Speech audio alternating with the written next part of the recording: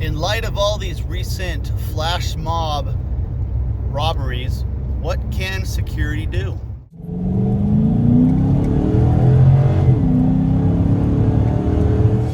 As the sun goes.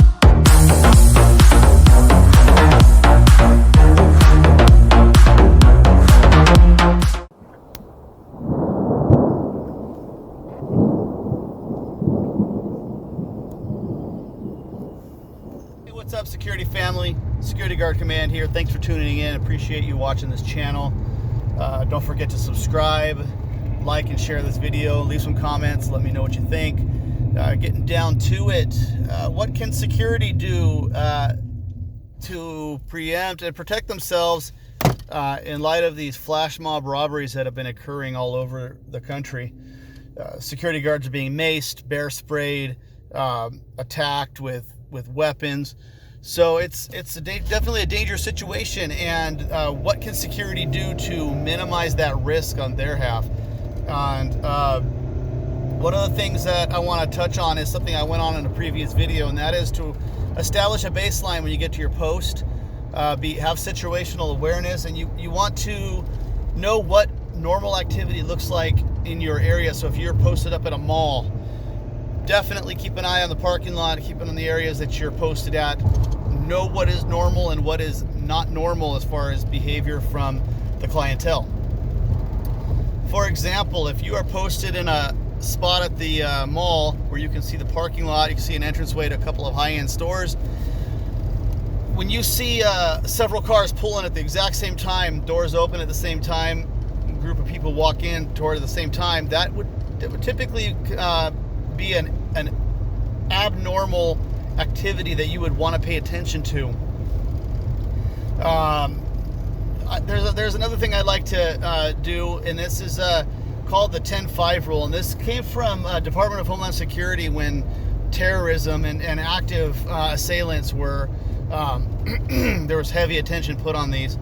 And there's a 10-5 rule, and it comes from customer service, meaning that when a potential client comes to within 10 feet of you, you make eye contact, you smile, you try to engage them. When they get to 5 feet, you speak to them and you greet them.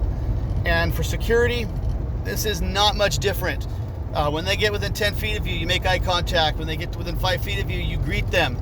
Except this time you're watching for pre-attack indicators. You're looking for any behavior that would indicate that they're up to something that your presence is a threat to. So when you're talking to them, look at their eyes. Are they scanning the area, or are they looking at you? Are they looking at any particular direction when you're asking, so where are you headed today? Or, can I help you find something? If they keep looking at a particular store, that would be an indication they're probably interested in that store for some reason. It's not necessarily mean they're planning to rob the store, but it's an indication that that's where they're headed. Another thing to look for, the rate of blink. If they start blinking more rapidly, then that could be an indication that they're under some sort of stress as a result of you confronting them. Or sometimes they can do what's called the 1,000-yard stare, and that's where they blink less, literally 2 to 4 times per second versus the normal 15 to 30 times a second. The rapid blinking could be 40 to 50 times a second. So that's another pre-attack indicator, is that they're under stress for some reason. Also, when you greet them, watch their body language, because if they are if they're on a mission to do something and then you interrupt that, they have to mentally switch gears and then think about how they're going to respond to you. And that will manifest physically. You will notice their body language shift. They may turn their shoulders away from you while their head is facing at you. They may be facing in a direction that allows them to escape quickly should they decide they need to escape. Just watch the body language, watch where their body's pointing versus where their head's pointing. Also, if you are an armed guard and you confront somebody in a manner like this, where you're just asking them a simple question, keep an eye on where they're looking with their target gaze as well. If they keep looking at your firearm that's on your side, that could indicate a plan to do a gun grab on you. And so keep an eye on where they're looking. Look at their hands. What are their hands doing? Are their hands concealed? Which direction are their feet pointed? Are they in a bladed defensive stance, ready to fight? So all of these are indicators that you'd want to watch out for. There's a lot more to look out for, but these are some of the basic ones. But just keep an eye out for these pre-attack indicators. And many times these flash mob gangs will come to a store location days in advance to scope it out, to see what kind of security they have, what the doors look like, what the ingress and egress ingress and egress spots are, how to get in and out quickly. So they're going to scope it out. They're going to plan it a little bit. They may not plan it to high sophistication, but they will usually have a rough plan in place. And so you may have seen them in the days prior. So, you know, while you're standing post, if you see something that sets your gut off, or you just feel like something isn't quite right, write it down. Write the time, the date, description, what you saw. If you get a license plate, write the license plate down. And then if you've got cameras in your location, have your camera guy pull some still shots of what it was that you thought was suspicious, and just put it aside. That way you have some evidence for if something does occur at a later time. No harm in getting that stuff prepared. If nothing happens, nothing happens. But it could also be used for a BOL to say, you know, this something was very suspicious. I can't quite put my hand on it, but, you know, tell all your other guards, just keep an eye out. You know, watch for this. They may return, and they may be the ones that end up doing the robbery. So definitely listen to your gut. You don't necessarily have to act on it, but definitely write down what you observe.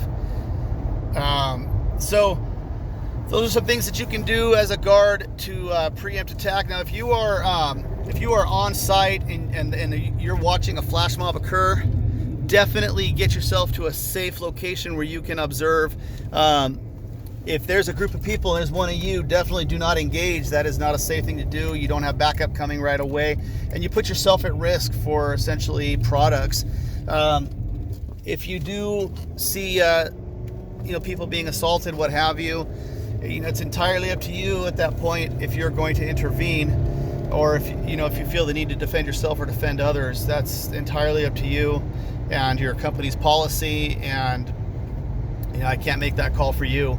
But just be safe. Keep yourself in a safe location. Don't get yourself backed into a corner. And if somebody starts to approach you, keep some distance. And if you see a can of pepper spray come into the picture, cover yourself. You can always, if you have a jacket on, you can pull that jacket up around your face, turn your head away from it, wait till the spray's over, and then get out of the area before you take your first breath. That way you stay in capacity, and you're not vulnerable to a further attack should you go down because of a pepper spray. So, if you got any other ideas or suggestions, I'd love to hear them. Throw them in the comments. You guys, you stay safe, you stay warm, and I'll catch you next time around. Good night. Don't forget to subscribe, hit that notification bell, and like, comment, and share. Thank you much.